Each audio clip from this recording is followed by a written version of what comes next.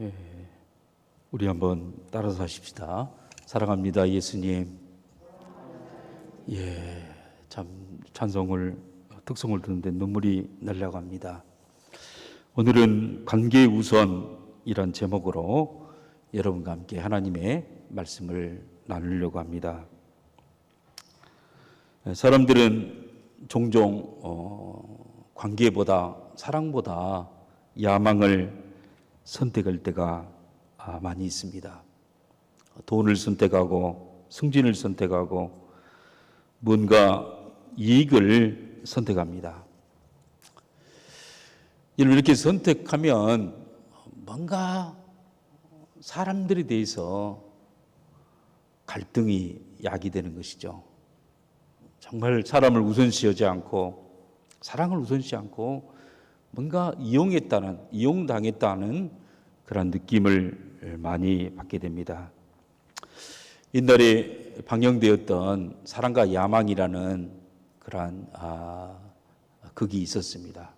거기에 보면 어떤 장래가 촉망되는 청년이 있는데 이 청년에게는 늘 청순하고 순수하고 늘 뒷바라지 하는 아가씨가 있었어요. 가난한 아가씨.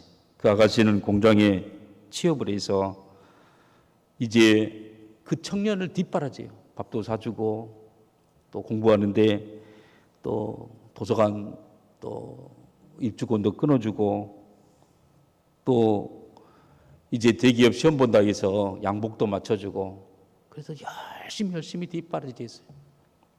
그리고는 그 청년은 대기업에 입사합니다. 입사해서 잘 나가요.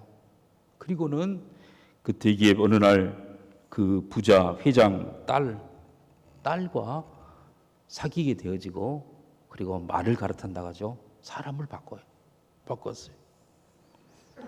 왜 이들이 갈아탔을까요? 자기의 야망을 성취하기 위해서. 여러분, 자기의 목적을 성취하기 위해서 사람과 관계를 선택하는 것이 아니라 자기의 야망을 선택하고 자기의 출세를 선택했던 거예요. 여러분, 거기에서 가장 유명한 대사가 부셔버릴 거야. 그러잖아요. 정말 청순하고 가난한 아가씨가 나중에 그걸 보고 부셔버릴 거야 하면서 막 나중에 복수극으로 가죠.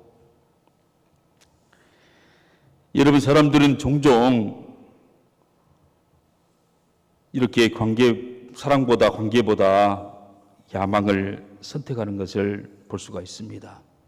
나중에 사랑이 미움으로 바뀌고 증오로 바뀌는 복수로 가는 것을 종종 보게 됩니다.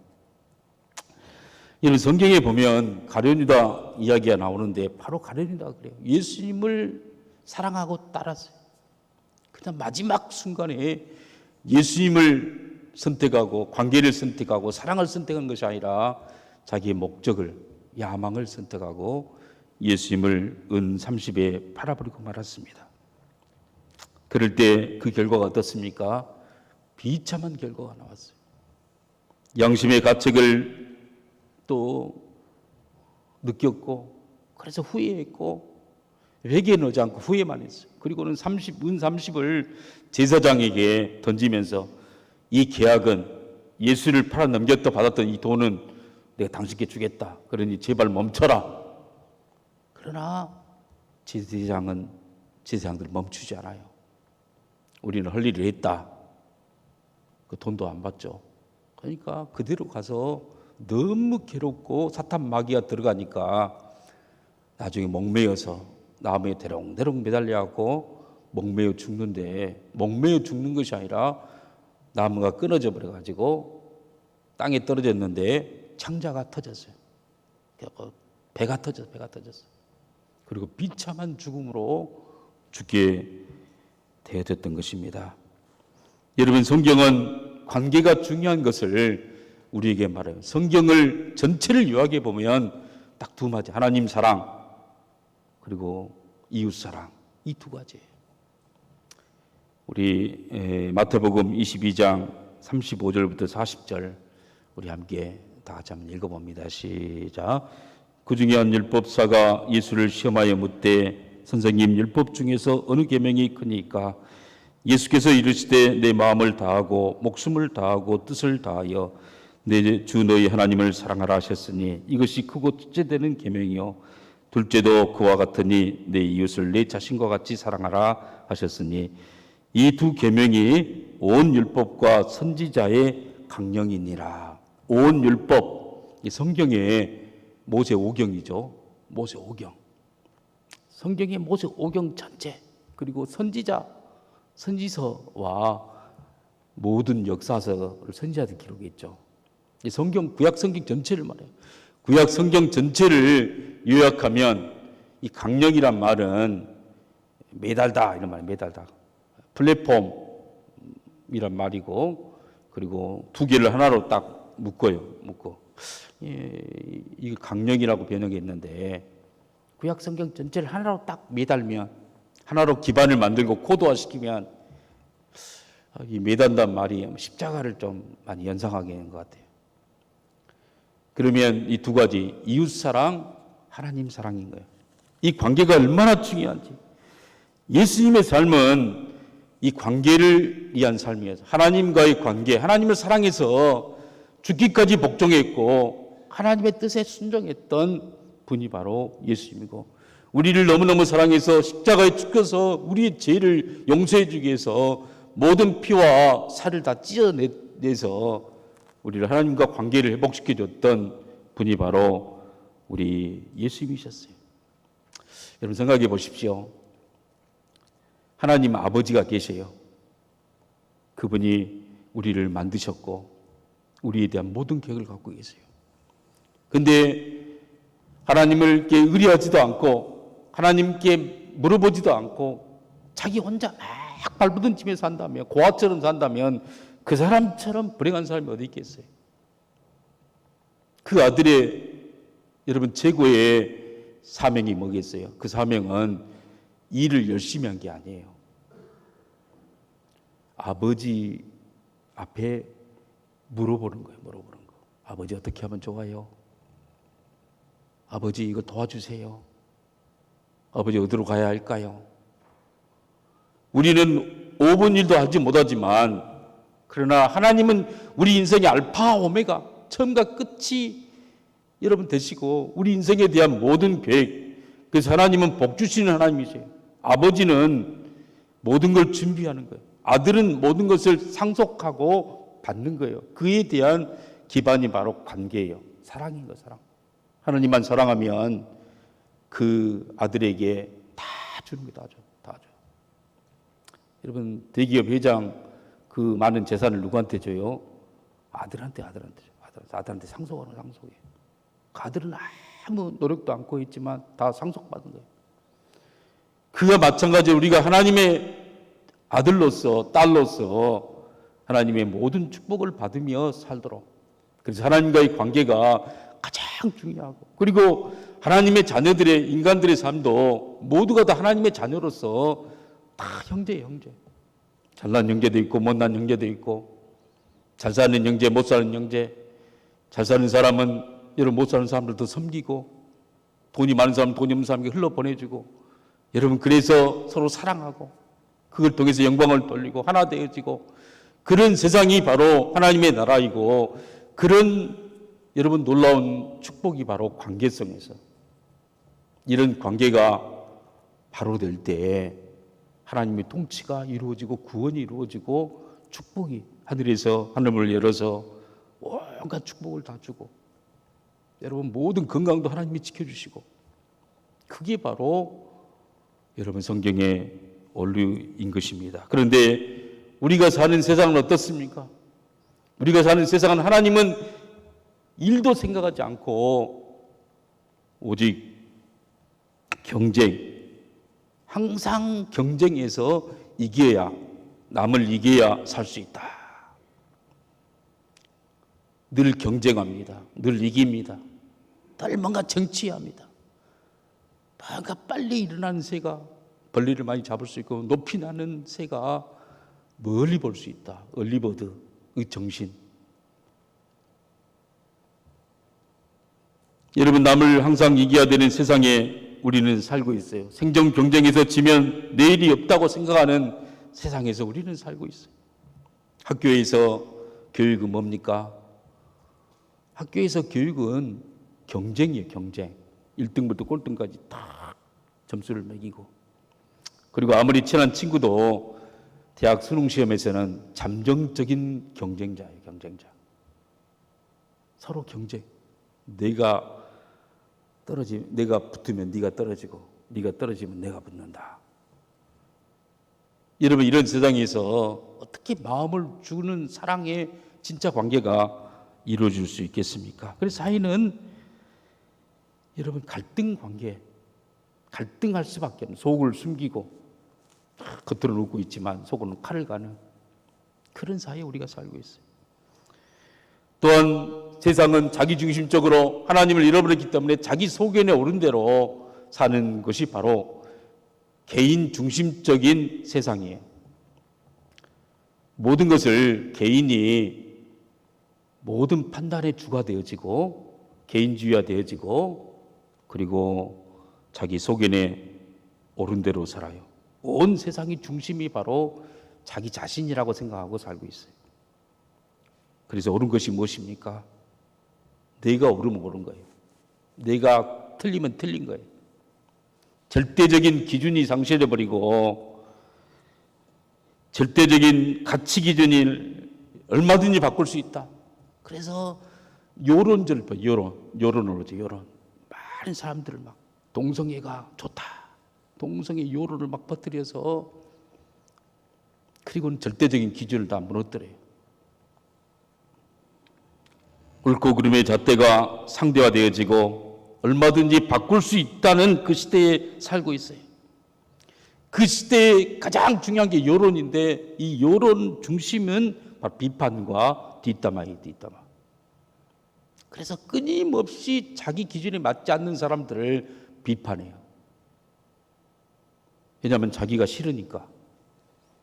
끊임없이 뒷담화하고 끊임없이 여러분 그 사람에 대해서 막 씨부름거리죠.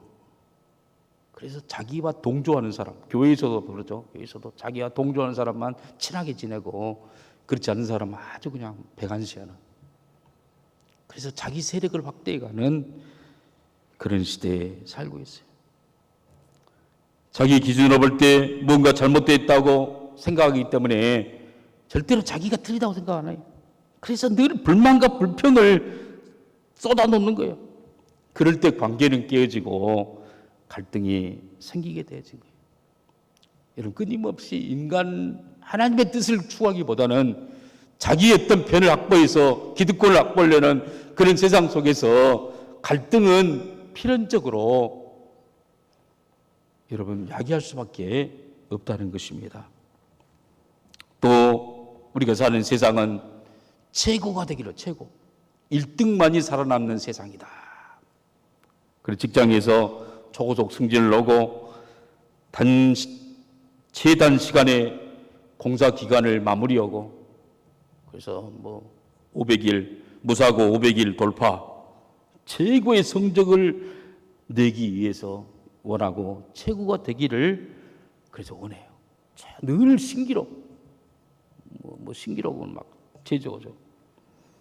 이 사회는 처구만 살아남고 2등은 다 죽는 구조로 되어 있어요.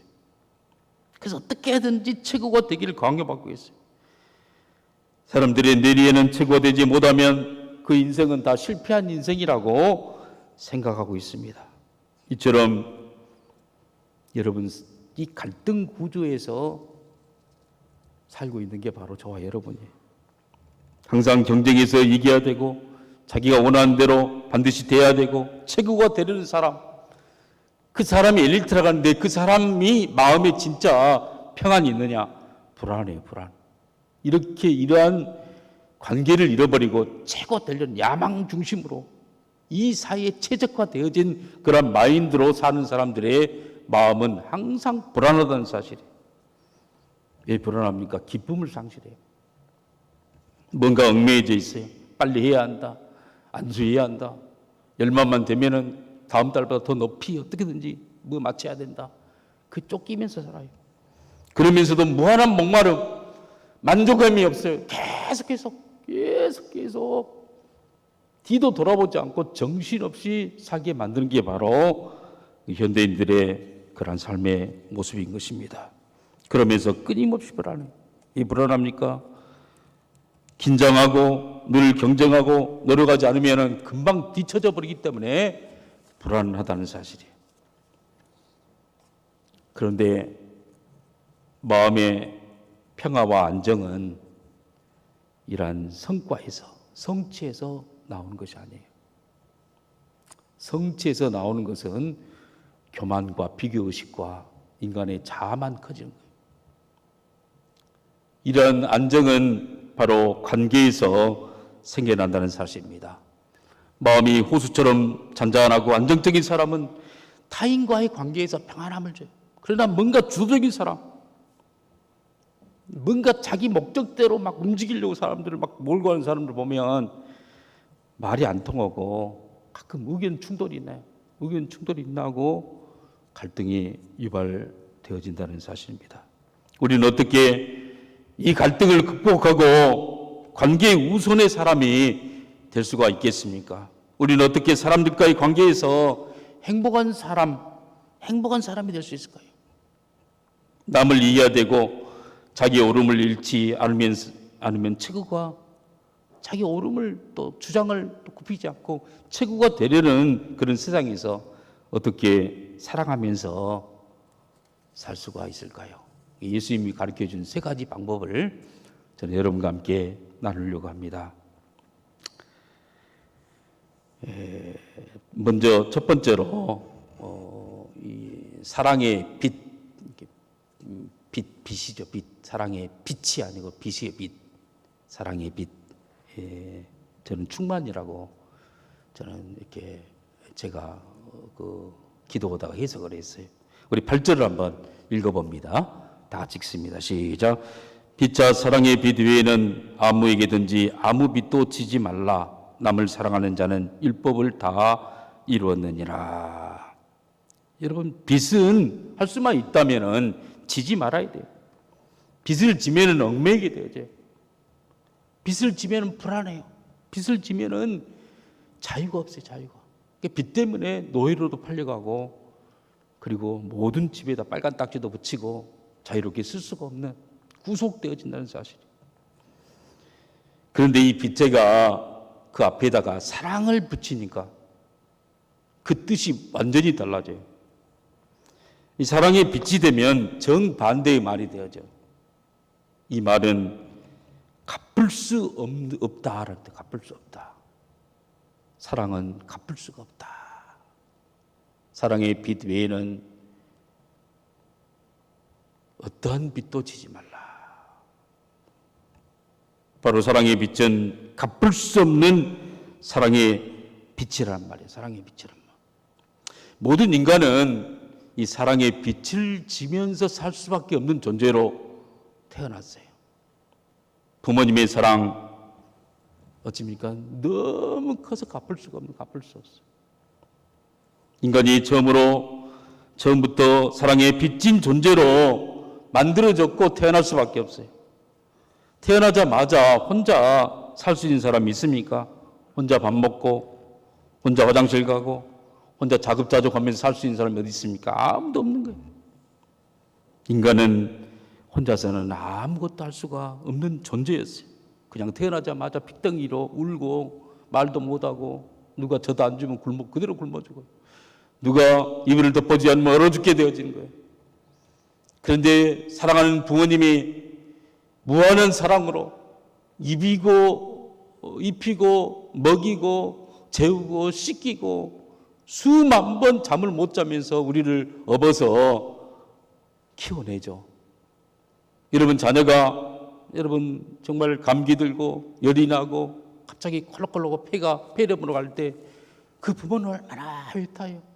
밤새 업고 그리고 병원에 가서 내가 대신 아팠으면 하는 마음으로 치료해서, 그리고 유치원에 가면은 또 다른 애들하고 뒤처지지 않을까 유치원에 넣어놓고 뒷문에서 막 보면서 울잖아요. 막 울면서 막 그 자녀를 위해서 막 그냥 온 마음을 주면서 그렇게 키워내는 존재가 바로 그런 사랑을 받고 살았던 사람이 바로 우리 인간이라는 거예요.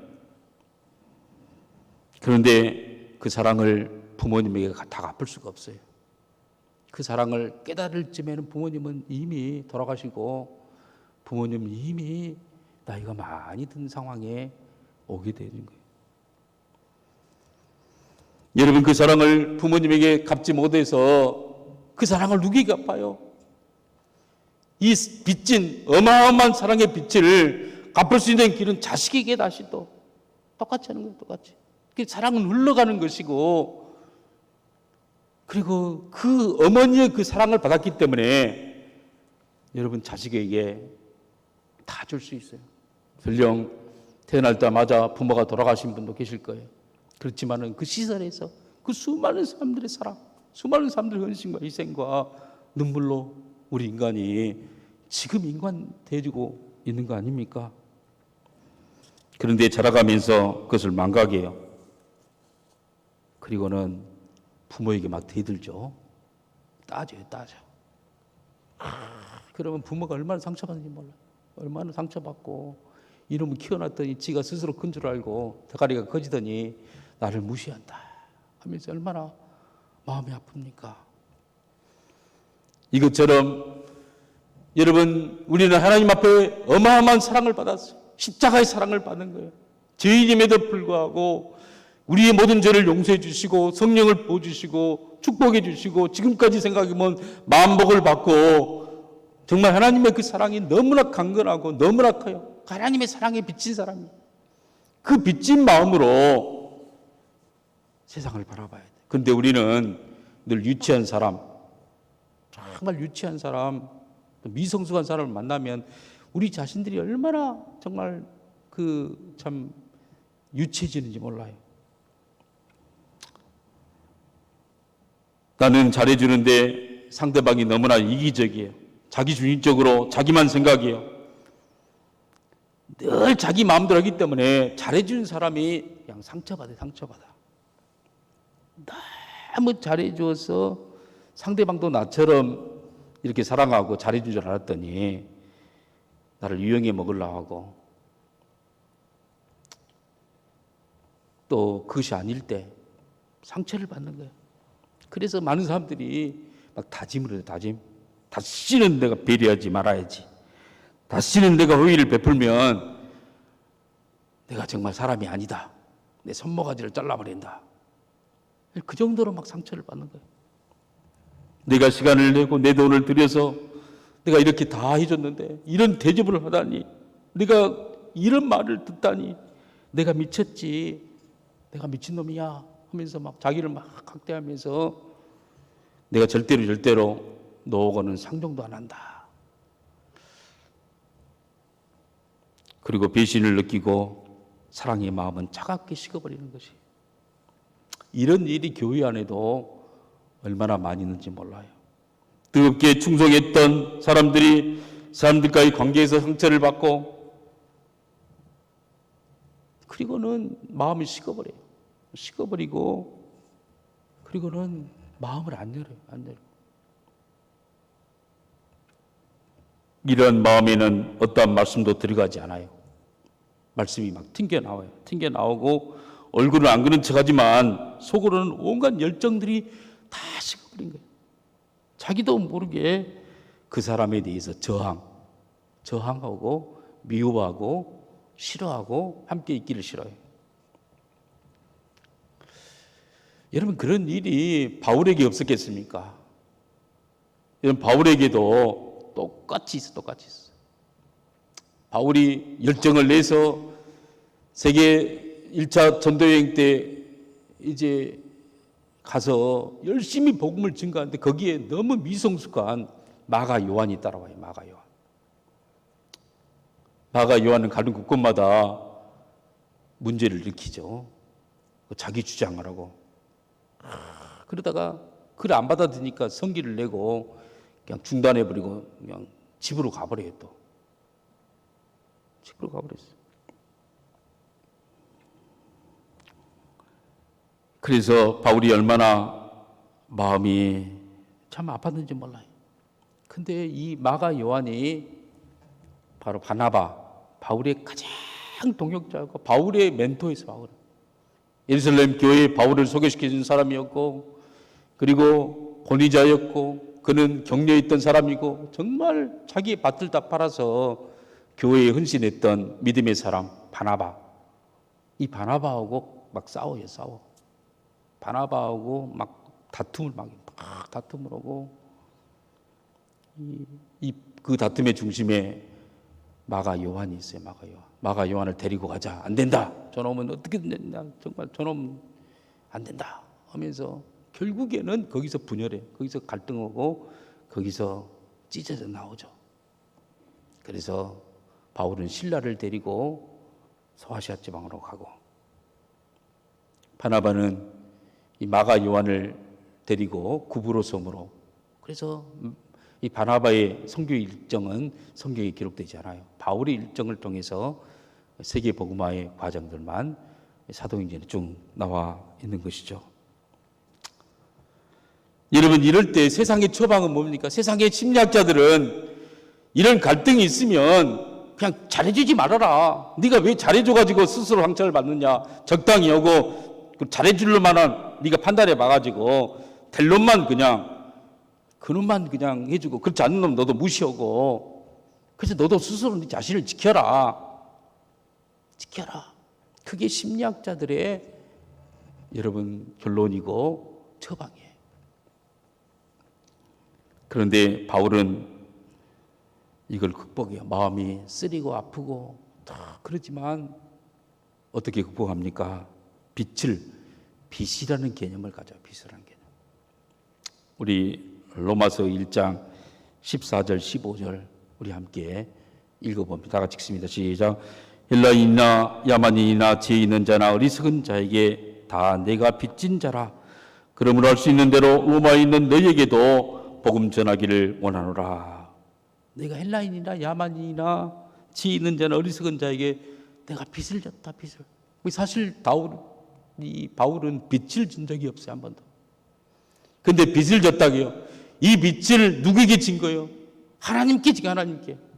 하나님이 나에게 축복해 주시고 나를 건강하게 만드시고 내 기도를 응답해 주시고 나에게 평안함을 주시고, 그것은 바로 이 빚을 정말 이 야만인들이 갔을 때 자기를 죽이려고 하고 자기에게 못된 정말 상처 주는 이야기를 하고, 어리석은 자들은 맨날 문제만 일으키고 지혜로운 자들은 자기를 깔보고 무시하는, 자존심 상하게 만드는 그런 사람들에게 갔음에도 불구하고 그가 좌절하지 않고 계속해서 사랑을 줄 수 있었던 이유는 자기 힘이 아니었어요.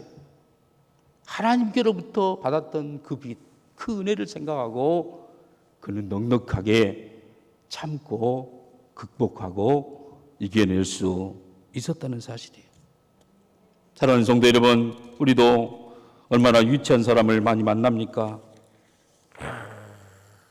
그래서 그 사람이 어떤 말을 생각해 보면 분통이 터지고 정말 화가 나고 관계를 단절시켜버리고 마음을 꽉꽉 닫아버리고, 여러분 그렇게 하면 절대로 사탄 마귀의 밥이 될 수밖에 없다는 사실. 오히려 그러기 때문에 내 기도가 필요하다.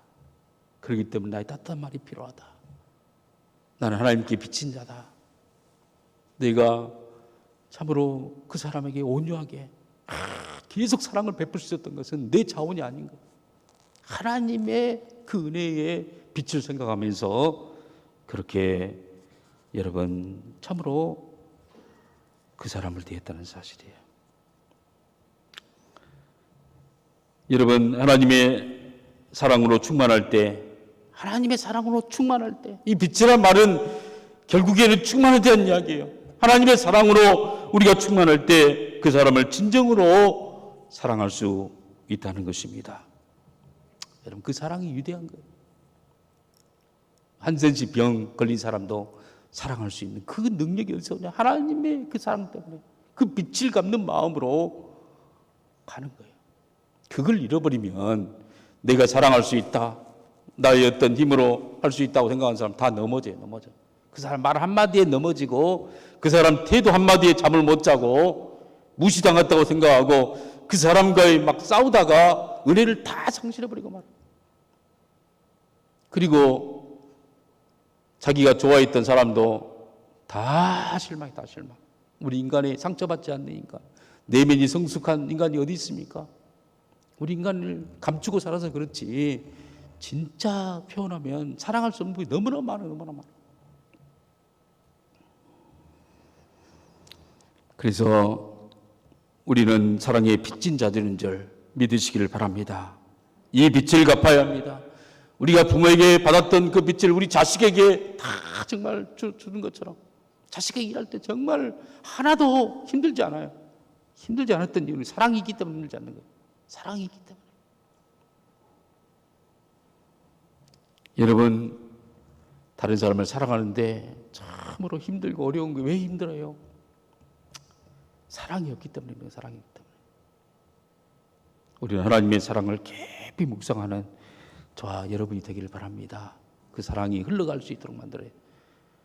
두 번째 개념이 율법의 완성이에요. 율법의 완성. 우리 8절 우리 다 같이 한번 읽어봅니다. 시작. 빛자 사랑의 빛 외에는 아무에게든지 아무 빛도 지지 말라. 남을 사랑하는 자는 율법을 다 이루었느니라. 남을 사랑하는 자는 율법을 다 이루었다. 율법의 완성이 남을 사랑할 때 이루어진다. 여러분, 율법의 정신은 사실 사랑이에요. 사랑. 십계명을 보면 하나님의 사랑 1계명부터 4계명까지 하나님의 사랑이죠. 그리고 5계명부터 10계명까지는 이웃사랑, 이웃사랑. 이웃사랑에 대한 그 정신은 다 사랑인 거예요. 그래서 율법에 보면 담보로 빛을 이게 담보로 잡더라도 절대로 겉옷을 잡지 마라. 겉옷은 잡지 말고 혹시 겉옷을 담보로 잡았을지라도 너무 돈이 없어가지고 겉옷밖에 없다고 해가지고 그러면 해가 지면 그 겉옷을 돌려줘라. 밤에 그 겉옷이 이불이기 때문에 그런 거예요. 여러분뿐만 아니라 혹시 땅을 잃어버린 사람, 기업이 다 있는데 그 땅을 또 빚이 돼가지고 잃어버린 사람이 있어요. 잃어버린 사람은 나중에 희년이 되면 원래 주인으로 돌아가게 돼 있어요.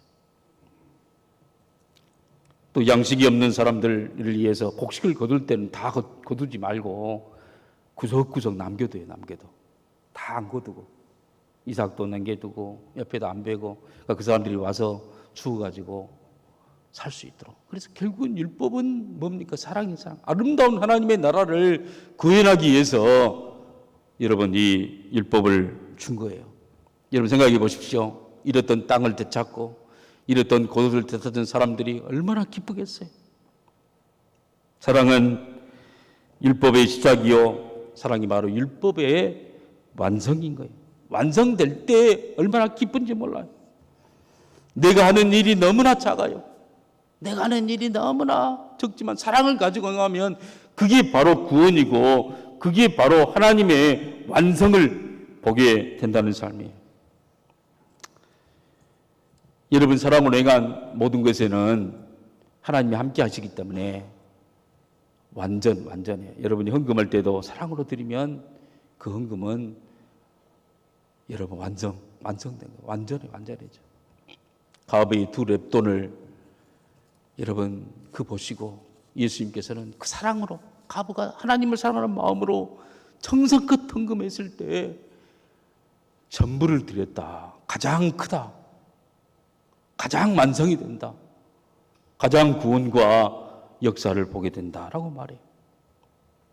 여러분 세리는 정말 그 성전 모퉁이에 있어서 막 주여 나는 죄인입니다. 나를 불쌍히 여겨달라고 막 했어요. 그런 하나님을 사랑하는 마음으로 기도할 때 그 기도는 바로 완성된 기도예요. 그 기도는 기쁨이 넘치는 기도예요.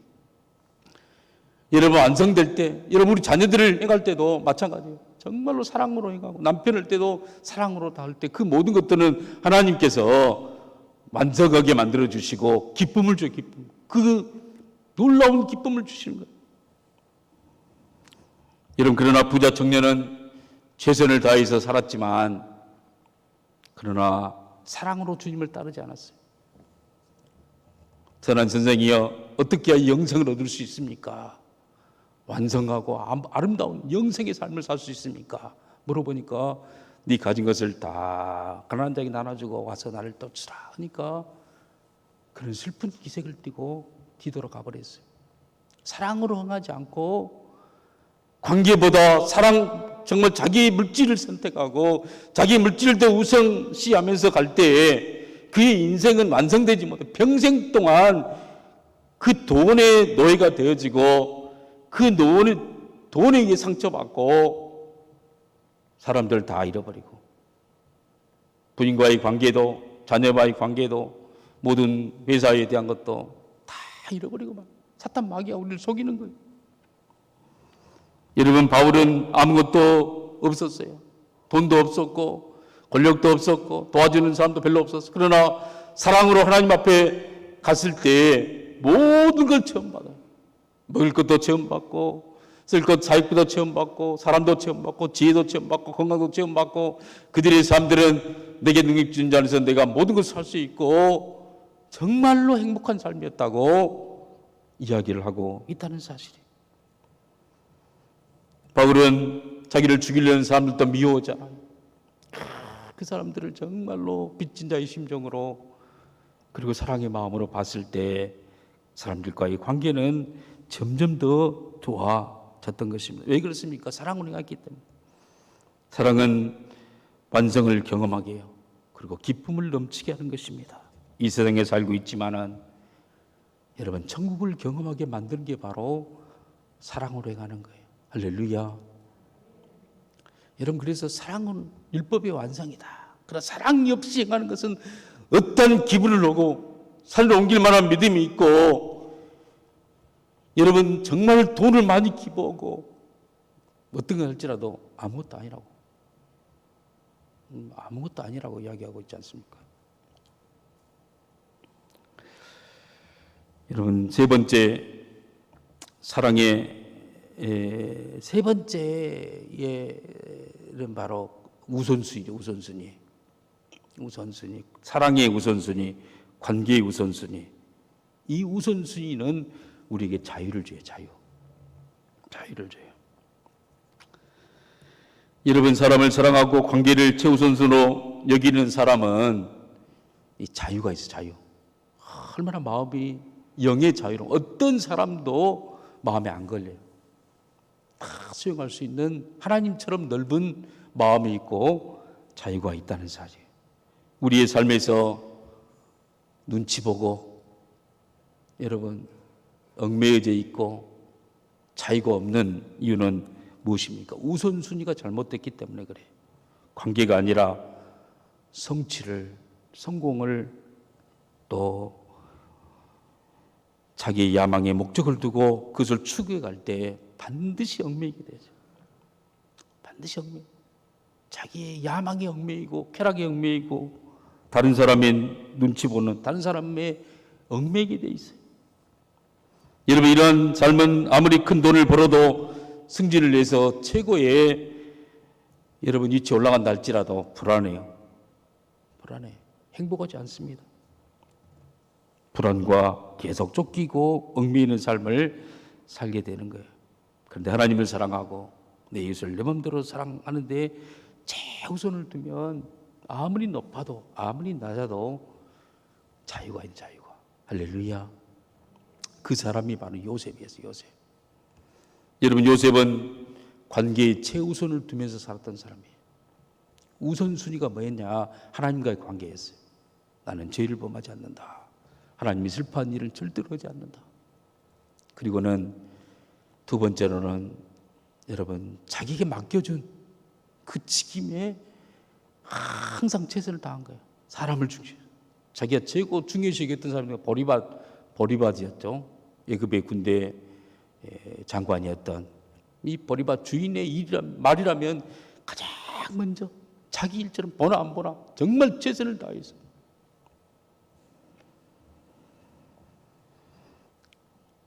여러분 그 사람이 바로 요셉이었어요. 자유가 있었죠. 자유가 있었어. 늘 노예였지만 그러나 보디발보다도 더 마음의 자유가 있었어요. 얼굴에 더 윤기가 있고 행복이 넘쳐나는 거예요. 그러니까 그 보디발의 부인이 유혹하죠. 유혹해 하는데 그때도 하나님과 관계, 자기 주인과 내 주인께서 다 나에게 맡겼는데 마음대로 되었는데 당신만 마음대로 하지 못하도록 그 주인의 말에 내가 범할 수 없고 하나님 앞에 죄를 범할 수도 없사이다.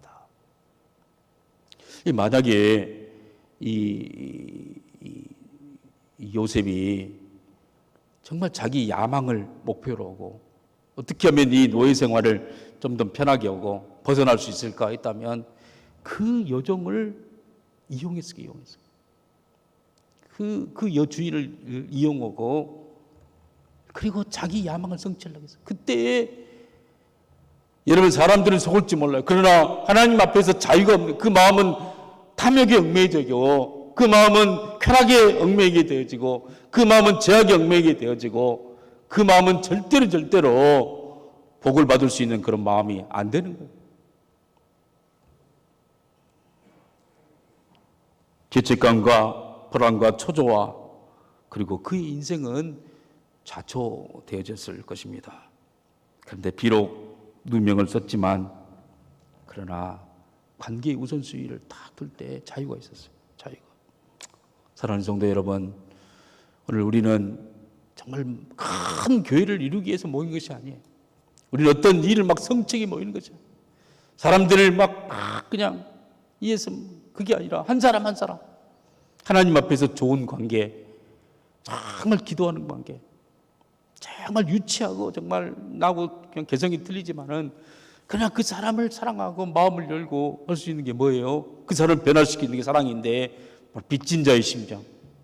할렐루야. 그렇게 갈 때 하나님이 완성해 주셔. 하나님이 가장 또 이런 마가 요한이 바울을 굉장히 마음 아프게 하고 떠나가고 분열되고 나갔지만 말년에 바울이 편지를 쓸 때 마가 요한을 데려오라. 그는 나에게 유익한 자다. 하나님 앞에 맡기고 기도하고 사랑으로 계속 했더니 자기 사역의 말년에 가장 중요한 사람이 되어져요. 저는 우리 교인들이 무엇보다도 정말 관계에 성공하는 정말 유치한 말을 한다 할지라도 그 말 때문에 상처받지 말고 그 말하는 게 다 당연한 거예요. 여러분, 그래서 그를 위해 오히려 더 하나님 사랑 생각하면서 그리스도의 사랑이 나를 강권하신도다. 이 바울은 계속 말하잖아요. 내가 다른 거 아니에요. 그는 그리스도의 사랑이 강권한 그 사랑만 가지고 갈 때 나머지 돈 문제 여러분 모든 문제 하나님이 다 해결해 놓고 완성 구원의 완성을 시키는 것처럼 율법의 완성 같은 그런 아름다운 삶들을 경험하게 만들어준 줄 믿으시길 바랍니다. 그러므로서 관계에 우선하면서 살아가는 귀한 성도님 되시기를 주의 이름으로 축복합니다. 기도하겠습니다. 하나님 아버지 감사합니다. 우리에게 지대를 교회를 통하여서 천국 백성의 관계 훈련을 시켜주신 것을 감사합니다. 더 사랑하고 더 이해하고 더 변화되어지고 더 주님을 닮아가는 우리 성도들 다 되게 해 주시옵소서. 예수님의 이름으로 기도하옵나이다. 아멘.